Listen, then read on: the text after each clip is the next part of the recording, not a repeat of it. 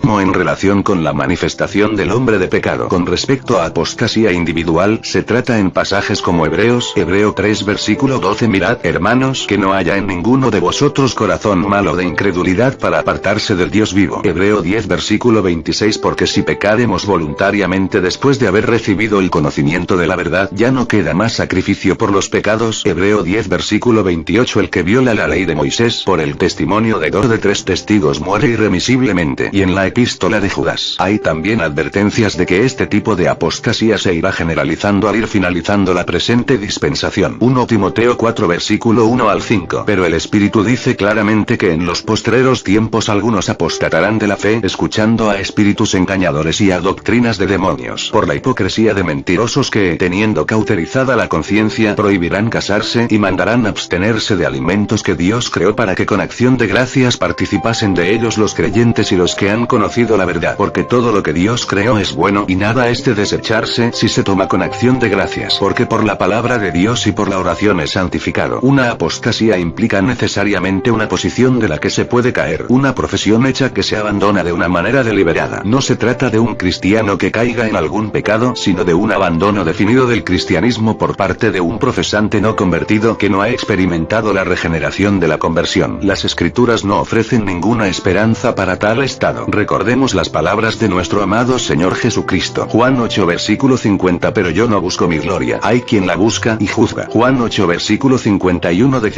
cierto os digo que el que guarda mi palabra nunca verá muerte. Santiago 1 versículo 5. Y si alguno de vosotros tiene falta de sabiduría, pídala a Dios, el cual da a todos abundantemente y sin reproche, y le será dada. Santiago 1 versículo 6. Pero pida con fe, no dudando nada, porque el que duda es semejante a la onda del mar que es arrastrada por el viento y echada de una parte a otra. Recordemos que Satanás es padre de toda mentira y él es imitador de todo lo que es la perfección de nuestro amado Padre, nuestro Dios. Así que también sus ministros son como él. Y es por esa razón que los apóstoles y nuestro Señor nos advierte al respecto de cómo él quiere imitar a Dios haciéndose pasar por luz. 2 Corintios 11 versículo 13 al 15. Porque estos son falsos apóstoles, obreros fraudulentos que se disfrazan como apóstoles de Cristo. Y no es maravilla, porque el mismo Satanás se disfraza como ángel de luz. Así que, no es extraño si también sus ministros se disfrazan como ministros de justicia, cuyo fin será conforme a sus obras. 2 Corintios 4 versículo 4. En los cuales el Dios de este siglo cegó el entendimiento de los incrédulos, para que no les resplandezca la luz del evangelio de la gloria de Cristo, el cual es la imagen de Dios. Por esta razón tenemos que escudriñar las escrituras para no caer juntamente con ellos en ese error y para que no nos pase lo que dice las escrituras. 2 Timoteo 3 versículo 7. Estos siempre están aprendiendo y nunca pueden llegar al conocimiento de la verdad. Oseas 4 versículo 6. Mi pueblo fue destruido porque le faltó conocimiento. Por cuanto desechaste el conocimiento, yo te echaré del sacerdocio. Y porque olvidaste la ley de tu Dios, también yo me olvidaré de tus hijos. Amados, la apostasía ha existido desde el Antiguo Testamento. 1 Juan 4 versículo 1. Amados, no creáis a todo espíritu, sino probad los espíritus si son de Dios, porque muchos falsos profetas han salido por el mundo. Tenemos que tener en cuenta que el principal ejecutor de la apostasía es Satanás, el anticristo y el falso profeta. Anticristo. Esta palabra aparece por primera vez en la segunda mitad del siglo I después de Cristo, como variante cristiana del adversario de Dios en los tiempos finales de la historia, del que hablaba ya la apocalíptica judía. Literalmente el término indica al antagonista y al opositor de Cristo en el Nuevo Testamento. 1 Juan 2 versículo 18. Hijitos, ya es el último tiempo, y según vosotros oísteis que el anticristo viene, así ahora han surgido muchos anticristos. Por esto conocemos que es el último tiempo. 1 Juan 2 versículo 22. ¿Quién es el mentiroso, sino el que niega que Jesús es el Cristo? Este es anticristo, el que niega al Padre y al Hijo. 1 Juan 4 versículo 3. Y todo espíritu que no confiesa que Jesucristo ha venido en carne, no es de Dios. Y este es el espíritu del anticristo, el cual vosotros habéis oído que viene, y que ahora ya está en el mundo. 2 Juan 1 versículo 7. Porque muchos engañadores han salido por el mundo que no confiesan que Jesucristo ha venido en carne. Quien esto hace es el engañador y el anticristo, para indicar a los maestros de falsas doctrinas. Sin embargo, la doctrina se comprende en función de la lucha secular en la que Dios y su Cristo se enfrentan con Satanás y sus ministros en la tierra. Estos, a través del doble camino de la persecución temporal y de la seducción religiosa, intentan provocar el fracaso del plan divino de salvación. Este tema será habitual en la iglesia, que hablarán a veces del anticristo como de una figura individual y otras como de una figura colectiva. A lo largo de la historia son numerosas las identificaciones del anticristo. En la iglesia Grecia antigua se identificó con el Imperio Romano. En la Alta Edad Media la historia se interpretó frecuentemente como lucha de la Iglesia con el Anticristo. En el movimiento pauperista, vinculado a algunas tesis de Joaquín de Fiore, y luego en el ámbito de la Reforma protestante, Lutero se identificó frecuentemente con el papado. La autoridad eclesiástica tuvo que tomar una actitud contra esta interpretación en la condenación de los Fraticelli, 1318, por parte de Juan 22. Anticristo, gr, antigeristos, adversario de Cristo, de anti, contra o en lugar de, y Christos, Cristo, término que puede significar uno que se opone a Cristo, o uno que ocupa el lugar de Cristo, o uno que combina ambos papeles al asumir las prerrogativas de Cristo de tal modo que en realidad actúa contra el espíritu, los principios y la persona de Cristo. El término aparece en el Nuevo Testamento solo en los escritos de Juan. El apóstol supone que sus lectores ya han aprendido lo relacionado con el Anticristo, y que ellos creen que su plena manifestación ocurrirá en relación con los últimos días. Como resultado, no identifica específicamente al Anticristo como una persona u organización particular. Habla, en realidad, de muchos anticristos y de que ya estaban activos en sus días. 1 Juan 2 versículo 18. Sin embargo, hace notar que se caracterizan por la negación de que Jesús es el Cristo y el encarnado Hijo de Dios. Aunque Juan es el único que usa el término anticristo, la doctrina de un anticristo aparece en otros pasajes del Nuevo Testamento. El Apocalipsis, bajo la figura de un leopardo, describe un gran poder que se opondría a Cristo y a su pueblo. Apocalipsis 13 versículo 1 al 18. 6. Particularmente el poder descrito por Pablo en 2 Tesalonicenses 2, versículo 1 al 12. Pero con respecto a la venida de nuestro Señor Jesucristo y nuestra reunión con Él, os rogamos, hermanos, que no os dejéis mover fácilmente de vuestro modo de pensar, ni os conturbéis, ni por espíritu, ni por palabra, ni por carta como si fuera nuestra. En esta parte se refiere a los libros apócrifos y a los libros que aparentemente son de los apóstoles y alteran los principios de la palabra de Dios, como los que se han encontrado en el Mar Muerto y los de María Magdalena, el de Enoc, Noé y el de otro Juan que no es el apóstol, entre otros, en el sentido de que el día del Señor está cerca. Nadie os engañe en ninguna manera, porque no vendrá sin que antes venga la apostasía y se manifieste el hombre de pecado, el hijo de perdición, el cual se opone y se levanta contra todo lo que se llama Dios o es objeto de culto, tanto que se sienta en el templo de Dios como Dios, haciéndose pasar por Dios. ¿No os acordáis que cuando yo estaba todavía con vosotros os decía esto, y ahora vosotros sabéis lo que lo detiene, a fin de que a su debido tiempo se manifieste? Porque ya está en acción el misterio de la iniquidad, solo que hay quien al presente lo detiene, hasta que él a su vez sea quitado de en medio. Y entonces se manifestará aquel inicuo, a quien el Señor matará con el espíritu de su boca, y destruirá con el resplandor de su venida. Inicuo cuyo advenimiento es por obra de Satanás, con gran poder y señales y prodigios mentirosos, y con todo engaño de iniquidad para los que se pierden, por cuanto no recibieron el amor de la verdad para ser salvos. Por esto Dios les envía un poder engañoso para que crean la mentira, a fin de que sean condenados todos los que no creyeron a la verdad, sino que se complacieron en la injusticia. Ha sido llamado el Anticristo. Este pasaje predice una apostasía que se desarrolla en la Iglesia y que culmina con la revelación del hombre de pecado, hombre impío, que se sentará en el templo de Dios y se declarará Dios. A esta manifestación le seguirá la segunda venida de Cristo, la que destruirá al Anticristo. Este pasaje parece tener una doble aplicación, pues primero describe la apostasía que se desarrolla en la Iglesia cristiana, y luego la obra engañosa de Satanás, el Anticristo y antidios por excelencia. Satanás se ha opuesto a Cristo por medio de diversas agencias humanas y demoníacas. Introdujo muchas herejías a través de los siglos, todas destinadas a engañar. En los días de Juan, tanto el docetismo como el gnosticismo fueron reconocidos como anticristianos. Más tarde, al transcurrir la historia, muchos identificaron al papado con el Anticristo. Además, al final de los tiempos Satanás jugará un papel más personal en los asuntos de la tierra. 2 Tesalonicenses 2 versículo 9, pero su venida 1 Juan 4 versículo 3 será seguida prontamente por su eventual y total destrucción. 1 Juan 4 versículo 3 y todo espíritu que no confiesa, niega, adultera que Jesucristo ha venido en carne, no es de Dios. Y este es el espíritu del Anticristo, el cual vosotros habéis oído que viene, y que ahora ya está en el mundo. Estos falsos profetas o apóstatas poseen los mismos rasgos de los escribas y fariseos. Mateo 23 versículo 1 al 36. Entonces habló Jesús a la gente y a sus discípulos, diciendo: en la cátedra de Moisés se sientan los escribas y los fariseos. Así que, todo lo que os digan que guardéis, guardadlo y hacedlo. Mas no hagáis conforme a sus obras, porque dicen, y no hacen. Porque atan cargas pesadas y difíciles de llevar, y las ponen sobre los hombros de los hombres. Pero ellos ni con un dedo quieren moverlas. Antes, hacen todas sus obras para ser vistos por los hombres. Pues ensanchan sus filacterias, y extienden los flecos de sus mantos. Y aman los primeros asientos en las cenas cenas y las primeras sillas en las sinagogas y las salutaciones en las plazas y que los hombres los llamen Rabí, Rabí. Pero vosotros no queráis que os llamen Rabí, porque uno es vuestro Maestro, el Cristo, y todos vosotros sois hermanos. Y no llaméis Padre vuestro a nadie en la tierra, porque uno es vuestro Padre, el que está en los cielos. Ni seáis llamados maestros, porque uno es vuestro Maestro, el Cristo. El que es el mayor de vosotros, sea vuestro siervo, porque el que se enaltece será humillado, y el que se humilla será enaltecido. Mas hay de vosotros, escribas y fariseos, hipócritas, porque cerráis el reino de los cielos delante de los hombres. Pues ni entráis vosotros, ni dejáis entrar a los que están entrando. Hay de vosotros, escribas y fariseos, hipócritas, porque devoráis las casas de las viudas, y como pretexto hacéis largas oraciones. Por esto recibiréis mayor condenación. Hay de vosotros, escribas y fariseos, hipócritas, porque recorréis mar y tierra para hacer un prosélito, y una vez hecho, le hacéis 2 veces más hijo del infierno que vosotros. Hay de vosotros, guías ciegos, que decís, si alguno jura por el templo, no es nada, pero si alguno jura por el oro del templo, es deudor. Insensatos y ciegos, porque ¿cuál es mayor, el oro o el templo que santifica al oro? También decís, si alguno jura por el altar, no es nada, pero si alguno jura por la ofrenda que está sobre él, es deudor. Necios y ciegos, porque ¿cuál es mayor, la ofrenda o el altar que santifica la ofrenda? Pues el que jura por el altar, jura por él y por todo lo que está sobre él, y el que jura por el templo, jura por él y por el que lo habita, y el que jura por el cielo, jura por el trono de Dios y por aquel que está sentado en él. Hay de vosotros, escribas y fariseos, hipócritas, porque diezmáis la menta y el eneldo y el comino, y dejáis lo más importante de la ley, la justicia, la misericordia y la fe. Esto era necesario hacer, sin dejar de hacer aquello. Guías ciegos, que coláis el mosquito y tragáis el camello. Hay de vosotros, escribas y fariseos, hipócritas, porque limpiáis lo de fuera del vaso y del plato, pero por dentro estáis llenos de robo y de injusticia. Fariseo ciego, limpia primero lo de dentro del vaso y del plato, para que también lo de fuera sea limpio. Hay de vosotros, escribas y fariseos, hipócritas, porque sois semejantes a sepulcros blanqueados, que por fuera, a la verdad, se muestran hermosos, mas por dentro están llenos de huesos de muertos y de toda inmundicia. Así también vosotros por fuera, a la verdad, os mostráis justos a los hombres, pero por dentro estáis llenos de hipocresía e iniquidad. Hay de vosotros, escribas y fariseos, hipócritas, porque edificáis los sepulcros de los profetas, y adornáis los monumentos de los justos, y decís,